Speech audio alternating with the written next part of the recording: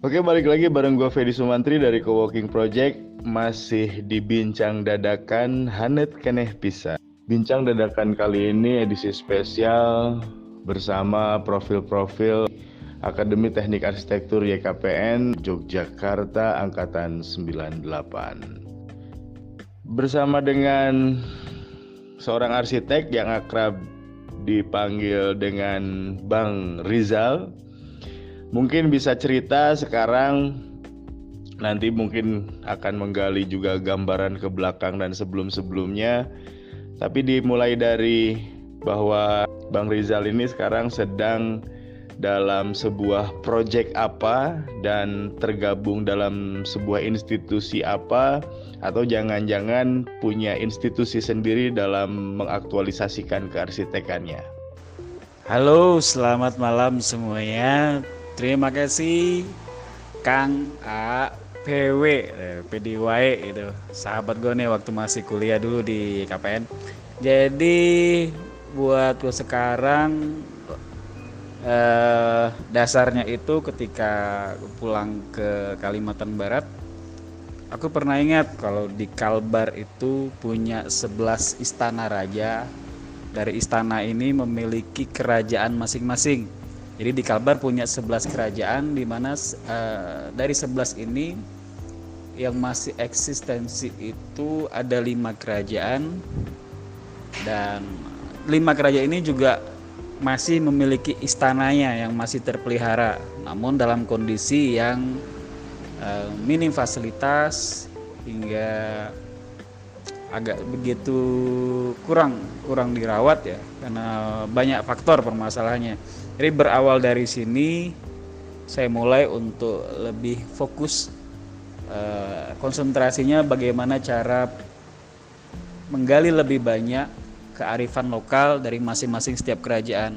Jadi yang baru saya tangani itu yang pertama Kerajaan Tayan, itu sudah pada dari penemuan benteng kuno, benteng tanah, diperkirakan sekitar tahun 1600-an, sampai kepada revitalisasi pemugaran Keraton Tayan. Kebetulan Keraton Tayan ini bangunannya terbuat dari kayu ulin ya.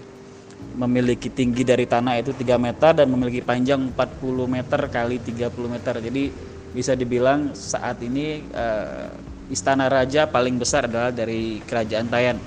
Itu proyek kita pada tahun 2013 sampai 2015. Saya ngeling di Balai Kajian Sejarah Kalimantan Barat dan Balai Arkeologi Banjarbaru serta Pusat Arkeologi Nasional Jakarta.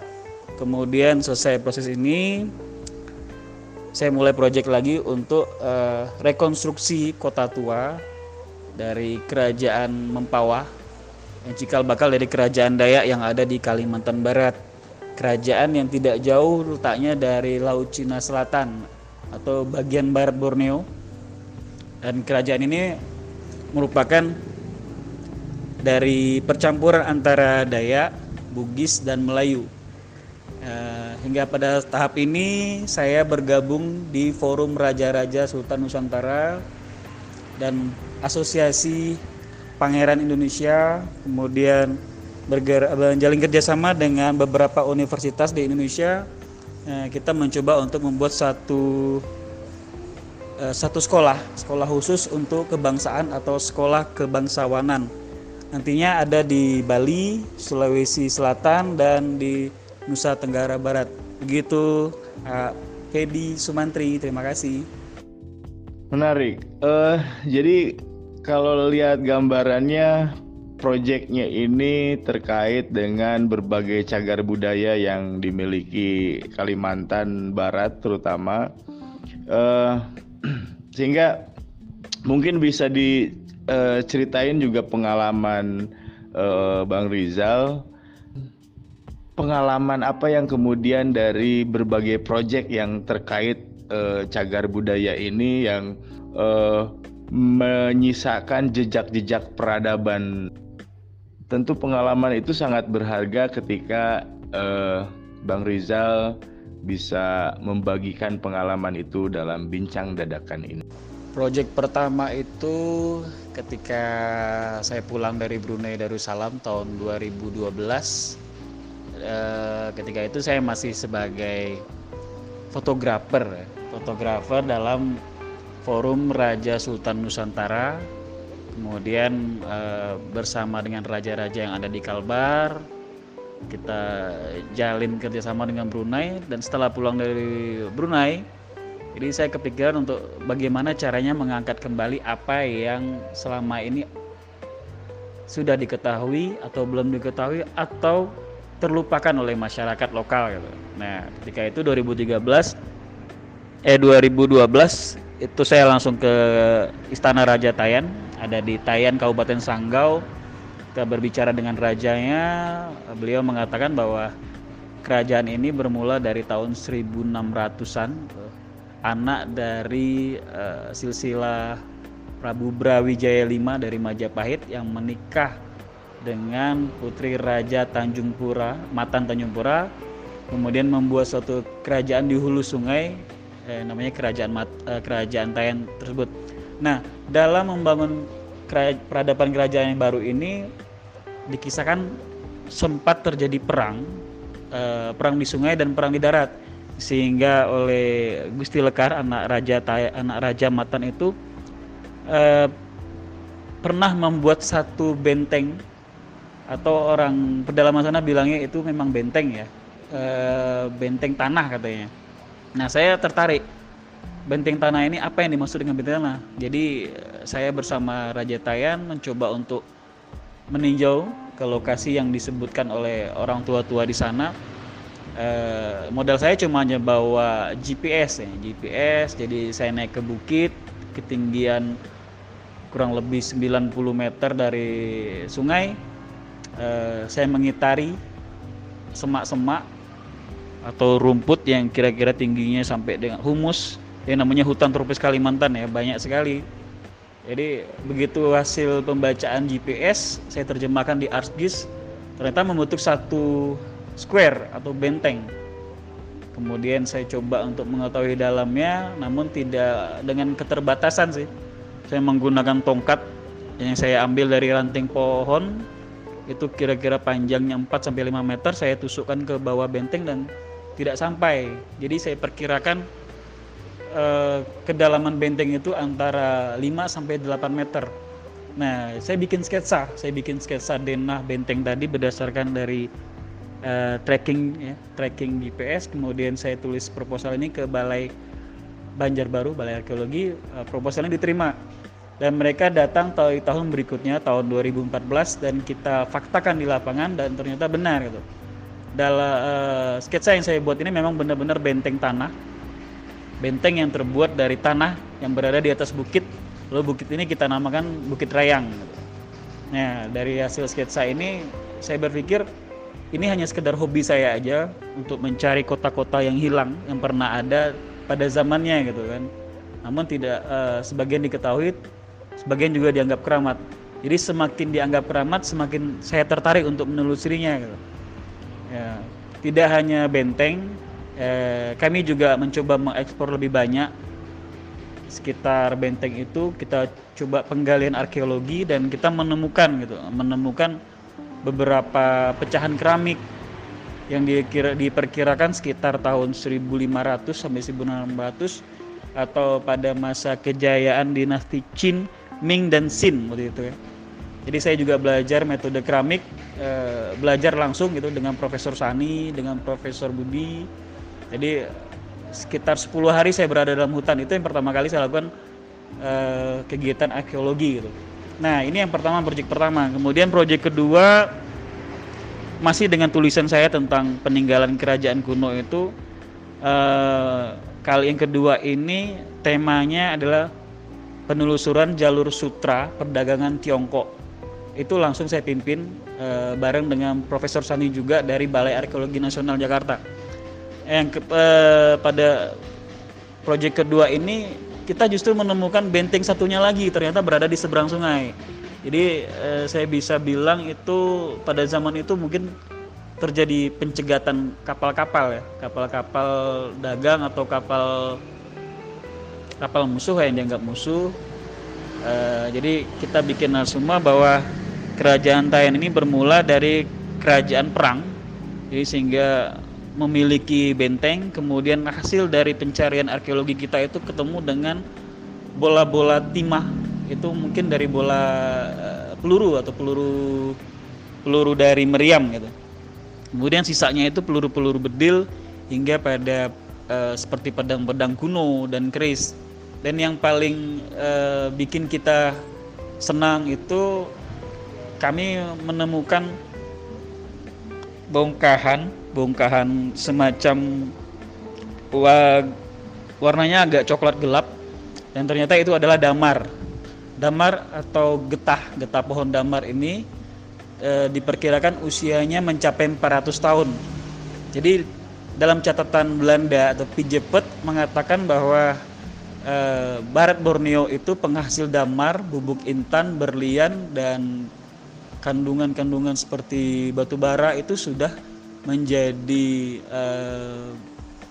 distribusi dagang antara Tiongkok dengan kerajaan-kerajaan yang ada di hulu Sungai Kapuas. Ini yang membuat saya diundang sampai ke Jakarta berapa kali untuk mempresentasikannya. Nah, jadi sekalian juga memfaktakan bahwa kerajaan Tiongkok atau Kasiar Tiongkok itu sudah memiliki peran dagang atau sudah melakukan kontak dagang dengan kerajaan-kerajaan yang ada di hulu Kapuas, Kalimantan Barat. Dari yang kita temukan itu beberapa mangkok, piring, sendok itu dari keramik, dari berbagai corak atau motif, sampai dengan motif yang paling tua adalah seperti mangkok atau piring yang tidak memiliki motif atau polos warna hijau atau biru. Itu yang diperkirakan tahun 1400. Jadi banyak mematahkan teori bahwa perdagangan Cina atau Tiongkok itu dimulai tahun 1800 itu ternyata salah, dan kita sudah faktakan itu gitu. Demikian Bang Fedi. Kemudian proyek yang baru-baru ini tentang Kerajaan Mempawah. Kerajaan Mempawah merupakan silsilah dari 5 opu atau bangsawan opu dari bangsawan Luwu yang dikisahkan sama dengan kerajaan di Johor, kemudian di Riau dan Mempawah, Sambas. Itu adanya 5 bersaudara dari Opudeng Pirani, Opudeng Manambun, Opudeng Marewa, Opudeng Kemase, dan Opudeng Cilak. Jadi yang berada di Kalimantan Barat ini adalah silsilah dari Opudeng Manambun yang menikah dengan putri Raja Matan dari keturunan Raja Senggau, Raja Dayak, Kerajaan Sadaniang, cikal bakal Kerajaan Bangkuli Rajang. Jadi Bangkuli Rajang ini tercatat dalam negara Kartagama yang dalam catatan itu bahwa Kerajaan Bangkuli Rajang dan Kerajaan Tanjung Pura merupakan satu kesatuan yang akan disatukan dengan Kerajaan Majapahit. Nah, jadi ada satu ketertarikan saya di sini karena Kerajaan Mempawah ini merupakan cikal bakal dari Kerajaan Dayak atau tempat muasalnya Pati Gajah Mada.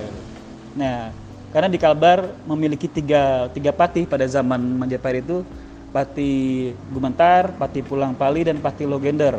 Pati Logender ini yang membawa patung Garuda Wisnu Kencana dari Majapahit diserahkan di Kerajaan Sinetang atau Sintang. Kemudian Pati Pulang Pali ini membawa lambang Ismahayana, kemudian berada di Kerajaan Landa saat ini.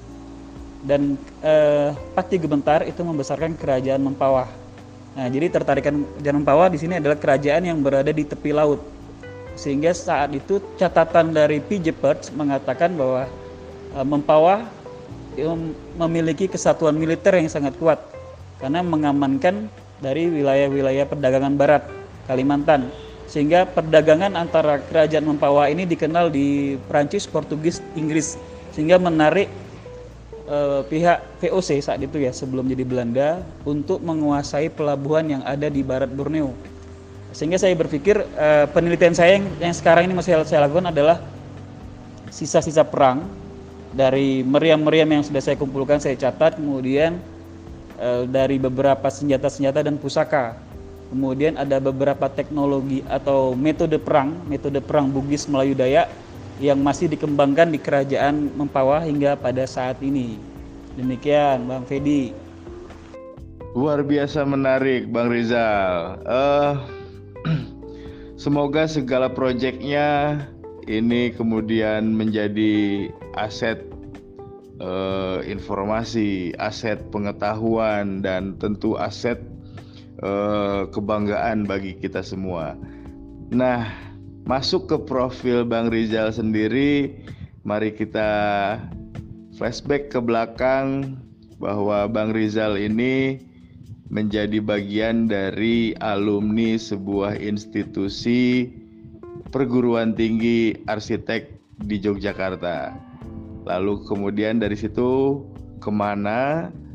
Mari kita simak. Saya masuk kampus arsitek itu di awal dari Akademi Teknik Arsitektur Yayasan Keluarga Pahlawan Negara atau YKPN di Yogyakarta. Satu angkatan dengan Bang Pedi lah ya kita masuk ya. Tapi sebenarnya sebelum ATA saya itu terdaftar di Universitas Negeri Brawijaya di Malang, Unibrau, karena saya tamatan SMA-nya tahun 97. Ketika itu masih dapat ranking ya, gaya-gaya dapat ranking SMA, daftar di Fakultas Kedokteran Umum Unibrau, alhamdulillah lolos gitu. Cuman nggak saya ambil karena saya saat itu masih galau, masih mikirkan nyenengin orang tua untuk jadi mahasiswa kedokteran, karena ada 2 orang adik dari ayah saya itu memang dokter gitu. Nah, jadi saya cuma ikut tapi saya tinggalin gitu.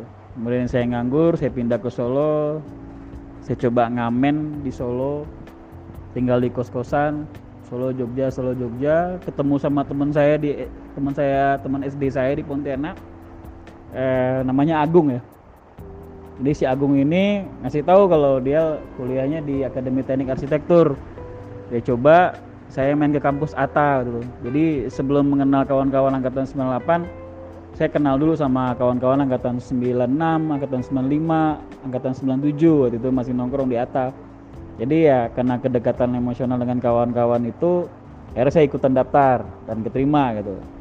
Ya dalam perjalanan kuliahnya, semester ini masuk, semester besok saya cuti, cari uang dulu, jalan-jalan dulu, cari pengalaman, motret sana sini, jadi guide sana sini. Kemudian selesai, saya lanjut ke ekstensi Universitas Gadjah Mada Arsitek, sambil juga kebut sana kebut sini, masuk semester ini, semester besok cuti lagi sampai selesai. Sempat pulang saya ke daerah, dapat kerjaan di Kabupaten Sintang di Hulu Kapuas buat ngawasi 28 puskesmas, pustu, polinbes, sampai fasilitas rumah sakit lah yang berada di satu Kabupaten Sintang. Kemudian karena saya merasa masih kurang ilmunya, saya balik lagi ke Jogja, saya ambil lagi kampus S2-nya di UGM untuk di urban design ya, atau MDKB, Magister Desain Kawasan Binaan. Nah, jadi di kampus ini saya banyak belajar bagaimana sih hubungan antara karakteristik bangunan dan kawasan. Jadi setelah lulus, yang sebelumnya saya masih ikut dengan Bu Windu, Profesor Dr. Windu. Jadi begitu lulus, saya meyakinkan diri bahwa potensi saya ada di bangunan dan di kawasan. Begitu selesai, saya coba pulang, ya saya terapkan ilmu itu. Ternyata ada hobi yang bikin saya lebih kuat sampai saat ini, yaitu apa yang saya dapatkan dari kedua bidang studi ini, baik ke arsiteknya ataupun ke kawasannya, itu bisa digunakan untuk menjelajah, mencari kota-kota yang hilang, sampai dengan menemukan metode-metode perang yang pernah ada pada zaman kerajaan. Lagi-lagi luar biasa, membuat bangga. Saya memiliki rekan, teman, sahabat Bang Rizal. Sehingga terima kasih telah berkesempatan menjadi narasumber di Bincang Dadakan ini bareng gua Fedi Sumantri di Coworking Project. Lalu closing statement dari Bang Rizal untuk menginspirasi, untuk memotivasi untuk publik dan sesama rekan sejawat kita semua. Monggo, waktu dan tempat saya persilahkan. Buat arsitek ya, se-Indonesia, se-Nusantara, baik mahasiswa arsitektur alumni arsitektur, profesi dan akademik. Pesan saya setelah beberapa kali kerjaan yang begini, juga ketemu orang-orang tua, tokoh adat, lintas budaya, tokoh agama, janganlah kita pernah melupakan apa yang sudah diturunkan atau yang sudah diajarkan dari masa lalu. Karena masa sekarang itu ada karena ada masa lalu. Jangan kita pernah berpikir bahwa kita ini lahir kemudian tiba-tiba bisa berjalan tanpa proses tuh. Nah, jadi apa yang sudah diturunkan oleh leluhur kita berupa adat, tradisi, adab, budaya, estetika dan sebagainya itu tentunya melalui proses-proses yang tidak gampang untuk membentuk satu karakter, baik manusia, manusia kepada manusia, manusia kepada alam, manusia kepada Tuhannya. Jadi jangan pernah kita untuk melupakan sekalipun gitu. Tapi tetaplah kita berpegang pada adat dan tradisi. Karena dengan mendukung adat dan tradisi ini, kita menjadi bangsa Indonesia yang seutuhnya. Bangsa yang ditakuti oleh orang-orang luar. Tradisi kita, adat kita yang tidak akan bisa dilumpuhkan oleh bangsa luar yang ingin menguasai harkat, derajat, dan tingkat kehidupan manusia Indonesia yang sesungguhnya. Seperti itu Bang Fedi. Terima kasih sudah mengundang saya di sini dan tetaplah kita menjaga negara kesatuan Republik Indonesia. Terima kasih. Terima kasih. Billahi taufiq wal hidayah. Assalamualaikum warahmatullahi wabarakatuh. Salam sehat selalu.